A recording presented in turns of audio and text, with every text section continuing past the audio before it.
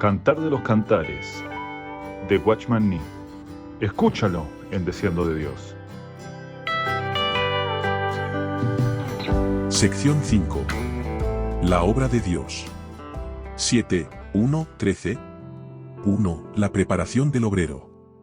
A resumen, 7, 1, 5. En Cantar de los Cantares 7, 1 dice, «Cuán hermosos son tus pies en las sandalias, oh hija de príncipe. Los contornos de tus muslos son como joyas, obra de mano de excelente maestro». El Espíritu Santo responde a la pregunta que hace una tercera persona en la sección anterior.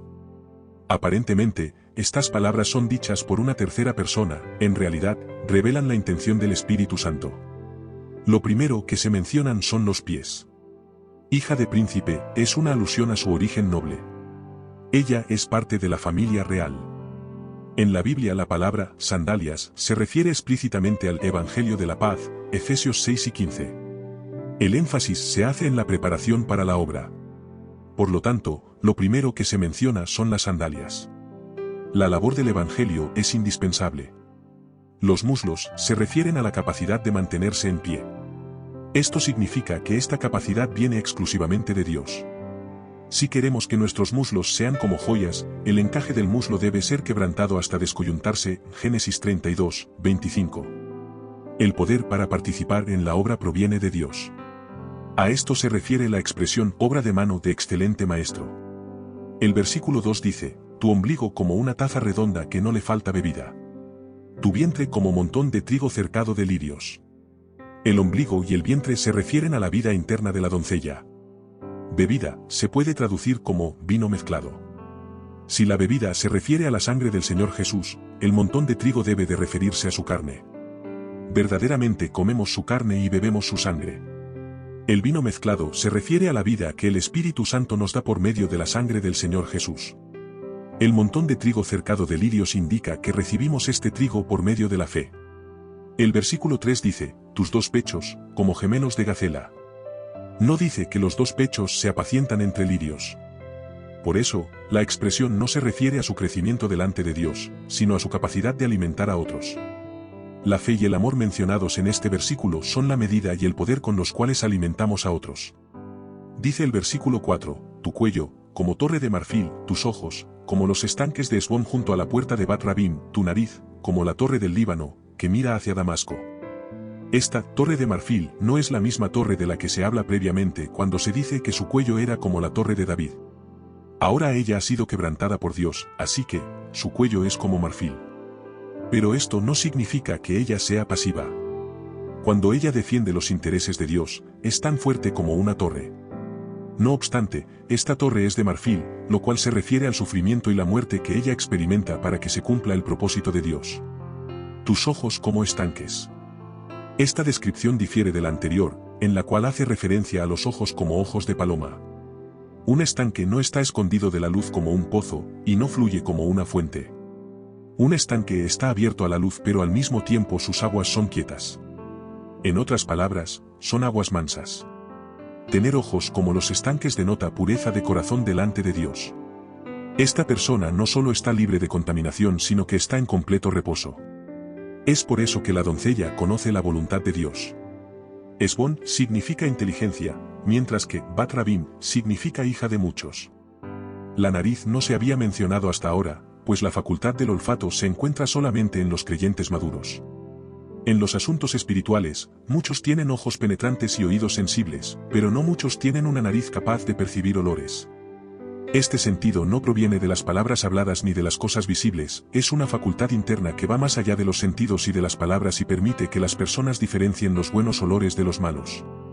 Esta especie de intuición espiritual capacita a la persona para identificar las cosas de Dios, lo cual no se puede lograr por medio de la razón ni de la lógica, sino de un discernimiento espontáneo que la persona ejerce en asuntos espirituales. Además, el sentido del olfato capacita a la persona para identificar tanto los malos olores como los buenos. Hay muchas enseñanzas que no se pueden considerar erróneas y a muchas personas no se les encuentra ninguna falta, pero uno puede percibir que algo no está bien en ellas. Este es el sentido del olfato. Tu nariz, como la torre del Líbano, que mira hacia Damasco. Esto habla de su altura y agudeza. En la actualidad son muchos los creyentes que tienen un olfato deficiente. El versículo 5 dice, tu cabeza encima de ti, como el Carmelo, y el cabello de tu cabeza, como la púrpura del rey suspendida en los corredores. El monte Carmelo fue el lugar donde Elías demostró su poder en la presencia de Jehová. Allí él luchó por Dios, y Dios escuchó su oración. La comparación de la cabeza con el Carmelo indica que la mente y el corazón se entregan a Dios. El cabello de tu cabeza se refiere nuevamente al poder de la consagración. Este poder es lo suficientemente fuerte como para mantener al rey en los corredores. Esto significa que los creyentes son fortalecidos por el Señor, y que son lo suficientemente fuertes para forzarlo a responder a sus oraciones. En la etapa inicial del desarrollo de la doncella, ella no tuvo esta experiencia, Dios no podía darle este poder. Es solamente cuando ella es completamente librada de sí misma, su consagración y su capacidad de obediencia son puestas completamente delante del Señor, y ella es llena del pensamiento de la gloria del Señor hasta que su cabello toma el color púrpura, que Dios se atreve a confiarle el poder que la capacitará para capturar al rey. En realidad, el rey no es prisionero suyo, ya que ella lo mantiene en los corredores con el propósito de que se lleve a cabo la misma voluntad del Señor y se cumpla su promesa. Ella ora constantemente al rey de esta manera, cumple tu plan y actúa conforme a tu palabra. Ella ha aprendido a sentarse en el trono y controlar todas las cosas. D. Las palabras que intercala el Señor, 7, 6-9a. El versículo 6 dice, qué hermosa eres, y cuán suave, oh amor deleitoso. Ahora el Señor intercala sus comentarios. Puesto que las palabras del Espíritu Santo concuerdan perfectamente con la voluntad del Señor, Él puede continuar con la conversación como si las palabras anteriores las hubiese dicho Él. Cuando Él escucha al Espíritu Santo hablar en el versículo 5, no puede evitar intercalar sus palabras y hablar directamente a la doncella, quien es el tema de la conversación. Esta es una exclamación de alabanza que Él interpola. El versículo 7 dice, tu estatura es semejante a la palmera, y tus pechos a los racimos. Antes no había crecimiento, perfección ni madurez, por ende, tampoco había estatura. Una palmera se yergue alta y recta, representa al Señor en la Biblia. Decir que ella es como una palmera es decir que tiene la estatura de la plenitud de Cristo, de Efesios 4:13. Las raíces de la palmera están en contacto con la fuente de agua viva, y aunque las hojas y ramas estén quemadas por el sol, ella sigue creciendo sin impedimento alguno. Aunque los creyentes puedan sufrir grandes pruebas en el desierto, no son afectados debido a su unión con Cristo, y pueden seguir creciendo. Tus pechos son semejantes a los racimos. Esto indica una vez más que su capacidad para alimentar ha aumentado para beneficiar a otros. Desde el principio los pechos tienen el fin de alimentar y no son solamente una expresión de amor. Cuando usted es joven tiene una mayor tendencia a dar amor que a dar alimento. Pero cuando madura, el aspecto de alimentar se manifiesta inevitablemente. Aquí el énfasis está en dar alimento. Los pechos son como racimos de uvas, las cuales se pueden comer y traen satisfacción. Los versículos 8 y 9 dicen, yo dije, subiré a la palmera, asiré sus ramas. Deja que tus pechos sean como racimos de vid, y el olor de tu boca como de manzanas, y tu paladar como el buen vino. Parece como si el Señor tratase de abrazarse a sí mismo al asir a sus creyentes. Él desea tener comunión con ellos. Esto parece indicar que no es el momento para que los creyentes sigan al Señor, sino para que Él los siga a ellos. Cuando se da la vida de cuerpo entre los miembros, una vida entre los sarmientos, el Señor es atraído a desear a los creyentes y a comunicarse con ellos. Cuán diferente es esto de la condición inicial de los creyentes cuando se sentaban bajo su sombra. 2, 3. El Señor habla de tres cosas que satisfacen su corazón. En primer lugar, habla de la capacidad de la doncella para nutrir a otros. Lo que Él dice es una bendición que incluye la esperanza de que dicha capacidad aumente. En segundo lugar, habla de la intuición de ella. El énfasis no está en la función de la intuición, sino en la fragancia que la intuición deja en ella por los contactos anteriores. Para que ella tenga el olor de las manzanas, es necesario que antes las coma. Los que han comido a Cristo no pueden dejar de manifestar el olor de Cristo. En tercer lugar, Él dice, tu paladar como el buen vino. Esto significa que ella tiene un anticipo de los poderes del siglo venidero, 6, 5. El buen vino seguramente se refiere al vino del milenio, Juan 2 y 10, Mateo 26, 29. Ella puede brindarle al Señor este gusto placentero. 2. Trabaja juntamente con el Señor, 7, 9b, 13. El versículo 9b dice, que se entra a mi amado suavemente, y hace hablar los labios de los viejos. N del T, esta parte la expresa la doncella, según J. N. Darby. El Señor habla hasta la primera parte del versículo 9. En la segunda parte de dicho versículo, la doncella continúa donde el Señor se detuvo, debido a que ella está en unidad con Él. El vino entra suavemente en su amado. Esto significa que ella y su amado gustaron de un anticipo de esta bendición. Sin embargo, gustar de este vino no se limita a ellos dos. Los viejos, puede traducirse los que duermen. Muchos de los que duermen ya han probado este vino. Ni esta expresión ni la palabra dormía en 5:2 significan algo negativo. El tono de estos versículos no indica un sentido negativo en la palabra dormir. Más aún, aquellos que duermen están en la misma posición que el amado. Por lo tanto, los que duermen son aquellos que están dormidos con relación a sí mismos. Ya no están conscientes de sí mismos y solo viven para Dios. El versículo 10 del capítulo 7 dice, yo soy de mi amado, y conmigo tiene su contentamiento. Su atención es atraída hacia su amado. Ella ha renunciado a su obsesión de centrarse en sí misma. Parece como si ella estuviera dispuesta aún a perder a su amado, si esto lo complace a él. A ella solo le preocupa que su amado la gane a ella. Sabe que ella le pertenece a su amado, y esto es suficiente para satisfacer su corazón. El anterior apego a su carne se ha ido. Al comienzo, su pertenencia a su amado era un pensamiento secundario. No podía olvidar que su amado era de ella. Ahora, por tener una experiencia más profunda, no la vemos decir que su amado es suyo.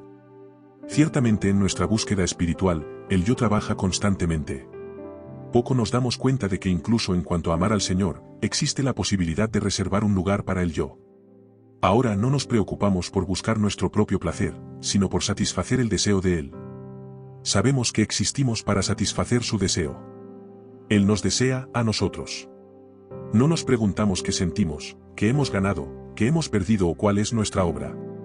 Lo que nos importa es que somos de Él y que Él nos desea. Esto es lo único que nos interesa. Cuando un creyente llega a este nivel, y su yo ha sido quebrantado por completo, puede comenzar a laborar con el Señor. Por estar lleno del Señor, puede comenzar a trabajar.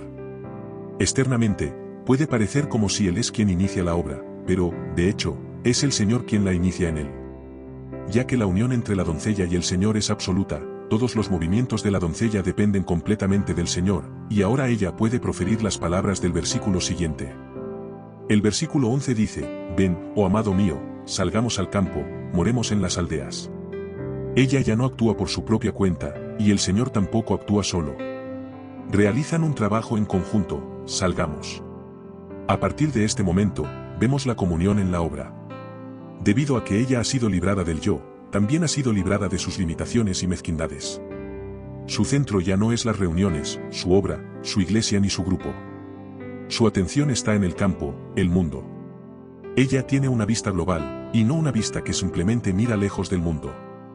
Está interesada en todo lo que sucede en el mundo. La doncella no posee, lo que llaman, su propia obra, ni su propia región de trabajo. Su campo de acción es toda la obra del Señor. Su enfoque es el campo. Moremos en las aldeas. Nótese que aldeas está en plural. Ella ha tomado el carácter peregrino del Señor. Su interés no está en su propio hogar, sino en viajar y no estar confinada en un solo lugar, va de una aldea a otra. Ella sigue al Señor y busca las ovejas perdidas y heridas. Una persona que trabaja juntamente con el Señor, no solo debe tener una visión global, sino que también debe tener una naturaleza de viajero y llevar sobre sí la marca de un peregrino. El versículo 12 dice, levantémonos de mañana a las viñas, veamos si brotan las vides, si están en cierne, si han florecido los granados, allí te daré mis amores. El interés primordial de la doncella ya no es su viña sino las viñas. Ella solamente puede centrarse en estas. Cuando un creyente comienza a laborar, debe ser librado de la tentación de cuidar otras viñas y de descuidar la suya propia. Pero cuando es librado del yo, aunque todavía necesite ser responsable de la pequeña parte que Dios le ha confiado, su corazón es librado para cuidar las viñas. Ahora la obra del Señor es la obra de la doncella, ya no es lo mismo que cuando su obra era la obra del Señor. Todo lo que sea del Señor es parte de su obra. No digo que ella haya perdido su individualidad, sino que está más interesada en la edificación de los demás. Estas palabras están dirigidas a los que pueden guardar sus propias viñas. De mañana, muestra su diligencia. En la obra del Señor es indispensable laborar de mañana. La pereza no es una característica de la vida del Señor. Solo quienes son espirituales pueden ser diligentes. Hay cierta clase de actividad que proviene de la carne. También hay una cierta clase de pasividad que proviene de la vieja creación. Debemos rechazar el extremo de ser activos en la carne y también el otro extremo de ser pasivos, lo cual es otra denominación para la pereza. Ambos extremos pertenecen a la vieja creación. La diferencia entre la diligencia y la pereza radica en el uso del tiempo. Esta es la razón por la cual el apóstol nos mandó que redimiéramos el tiempo, de Efesios 5 y 16, Colosenses 4, 5. La doncella desciende con el Señor a las viñas, para ver si brotan las vides, si están en cierne, si han florecido los granados. Ella observa las señales de vida en compañía del Señor, y juntos examinan las áreas que prometen ser fructíferas. Ella ha sido librada y por eso se interesa en los asuntos de todos los santos. Muestra interés aún en los creyentes más inmaduros, siempre que den alguna señal de vida y la esperanza de llevar fruto. Lo importante no es quién los haya concebido ni si vienen a nuestras reuniones o no, sino lo que ellos representan para el Señor. Esta comunión con el Señor en la obra es la consecuencia de una unión absoluta y vital con el Señor. ¿Qué significa allí en la expresión allí te daré mis amores? Significa los campos, aldeas y viñas, o sea, la obra del Señor. En medio de la obra del Señor, te daré mis amores. ¡Cuán maravilloso es esto! Anteriormente la obra la distraía. Debido a que la doncella llevaba a cabo muchas clases de servicios, perdía la comunión que se tiene a los pies del Señor. En el caso de un creyente inmaduro, la actividad no aumenta su amor por el Señor, sino que pone una barrera entre él y el Señor. Esta es una indicación de una unión imperfecta. Pero en este caso, la experiencia de la doncella ha llegado a la etapa de perfección donde ella puede relacionar la obra del Señor con el Señor mismo y también al mundo con él. Ella puede relacionar al hermano del Señor con el Señor mismo. Ahora la doncella puede expresar su amor para con el Señor en el lugar de la obra. Puede hacer de su trabajo una expresión de amor al Señor. Ella no tiene sentimientos de condenación después de laborar y ya no teme perder algo del Señor al entregarse a la obra. El versículo 13 dice, las mandrágoras han dado olor, y a nuestras puertas hay toda suerte de dulces frutas, nuevas y añejas, que para ti, oh amado mío, he guardado. La mandrágora es una planta que se relaciona con el amor, Génesis 30, 14, y aquí denota la unión entre el esposo y la esposa. En esta escena, cuando la unión llega a tal nivel, ¿cómo podríamos decir que las mandrágoras no han dado su olor? Nuestras puertas es un lugar cómodo. Aunque ella va de aldea en aldea, esto no significa que tenga que ir a un lugar lejano a buscar fruto. Las puertas son el lugar que Dios nos asignó y allí hallaremos fruto. La doncella no se concentra en una sola clase de fruto, sino en todo tipo de frutos. Antes de que fuera librada de su yo, no reconocía el fruto en ninguna persona que no mostrara las señales que ella reconociera. Ahora se da cuenta de que existen muchos tipos de frutos deliciosos, en realidad hay todo tipo de fruto. Hay frutos nuevos y frutos añejos. Ella comprende que diferentes personas llevan frutos diferentes, se da cuenta de que el Señor Jesús es uno solo y que la nueva creación es una sola, pero no todas las personas llevan la misma clase de fruto. En realidad, el fruto de la luz consiste en toda bondad, justicia y verdad. La cosecha de todos estos frutos trae gloria al Señor. El resultado de la obra no es dar lugar a que el hombre se jacte.